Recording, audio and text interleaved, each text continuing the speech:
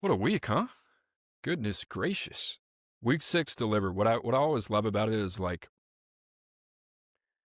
you're looking at the schedule and you're like, "Ah, there's nothing here. There's nothing here. There's nothing on this schedule that gets me excited." And then all of a sudden you're locked in 2:30 and you're like, "Whoa, Bruins about to pull this one off." Lagway and Napier getting right. That's what college football is all about, man. You just never know what's going to happen. That's what makes it a lot of fun. I failed to mention this in the beginning. A couple things that stood out. Ty Simpson to me is playing really high level football. And you talk about a guy that's just got pre-snap, post-snap control. And if you listen to these analysts break down Ty Simpson, they'll always say that. Like, oh, post-snap, he's in control and command of Ryan Grubb's offense. I mean, you watch him against Vandy, it doesn't matter. Zone coverage, man coverage, whatever it is, he knew how to exploit it. He has all the answers. That's a guy that's playing a very mature brand, high-level football. And guess what? Alabama's defense makes a play. There's a point in that game where they're almost down 14-0 to Diego Pavia and Vandy. And to me, the difference with Alabama so far in the last couple of weeks has been Ty Simpson.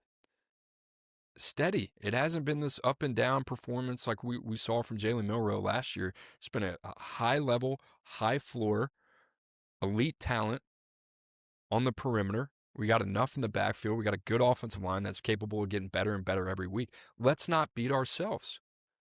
And this is a team that continues to gain confidence. Flip side of that, I would not want to play Vandy. Clark Lee is an absolute stud. Pavia is the heartbeat of that team. Anybody who watches that knows that. They're extremely well coached. And they believe, they believe they belong. Everybody's, oh, it's Vandy. You know, like, no, that is over. That is over. The Vandy tag is over. Clark Lee is legit. He is a dude. Barton Simmons, who used to work at 24/7 Sports, give him his flowers. I mean, that team going into Tuscaloosa, competing for 4 quarters, and not only looking like they belong, but at times you're thinking, all right, Vandy's going to win this game. That's going to be the second year in a row Vandy's going to beat Alabama. And this is not like a team that's like, oh, I'm going to get you. Oh, you better be careful. It's like, no, dude, like, respect these guys. They're legit. Couple other thoughts. North Carolina, disaster. Team doesn't look competitive. Defense looked the same that it did against TCU in week 1.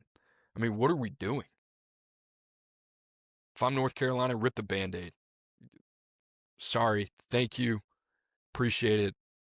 Well, I'm just not going to let this be your playground for the next 3 years so you can earn a paycheck and, you'd rather be doing this than doing something else. Too proud of a program. Too much upside there for somebody else to be tapping into. Let's move on. It's been a total sideshow. LSU. Last thing I'll say on this. Carius Curran had to step in last week because starting right tackle Weston Davis took a helmet to the head, I believe, and was concussed. And Carius Curran, the true freshman, gets the nod 20 minutes before the game, and he starts at right tackle, and he's going up against Sontaran Perkins and Princewell Omonmi-Ellen and Cam Franklin. Dude, that guy belongs. It wasn't all picture perfect, but holy smokes, man. I remember talking to some personnel guys at LSU before this season. They're like, this guy athletically, a freak. And you see him out there, and you're like, all right, this dude needs to be playing. And for a team that can't run the ball, let's adjust. Get your best 5 on the field. I love the fact that you built up depth at left guard with Paul Mupinga and Cohen Eccles. I like the fact that you trust those guys. But if you want to push, especially on the interior, you want to be able to run the football. And I get it. I get why you like Weston Davis. Carius Curran's got to play. And I hope to God they've been cross-training him at left or right guard. And it's not like, hey, this week we're going to try you at a guard. I hope at some point that jumped into the mind of Brian Kelly or Brad Davis. Way too talented, way too gifted, way too physically ready to contribute to a team that has the opportunity to get back on the tracks. And guess what? Saw it with Alabama. They're tinkering. Michael Carroll out there, true freshman, played guard all of his high school career, playing tackle right now for Alabama. Will Conformity slide inside? Let's see what works. That's what it's about. That's why you guys get paid millions and millions of dollars, to be critical thinkers. Carriers Kern needs to be in the freaking lineup. And if I was a personnel guy, maybe I'd be overstepping my boundaries, but I'd say, how the hell are we not playing this guy?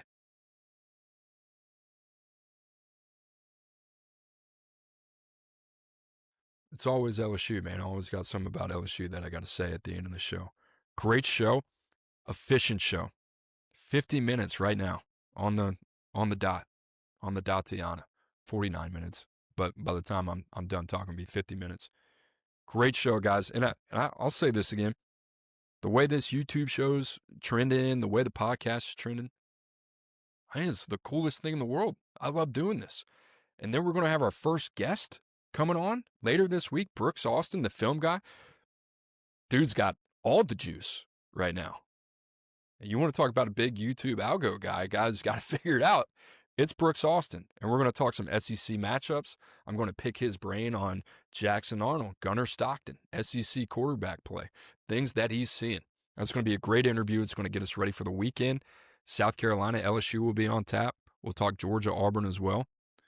Not going to try to take too much advantage of his time, but it's going to be a good time. So, guys, I will say it again. If you are locked in with me now, make sure to like and subscribe. As always, leave a comment. If you have questions, leave them in the comments.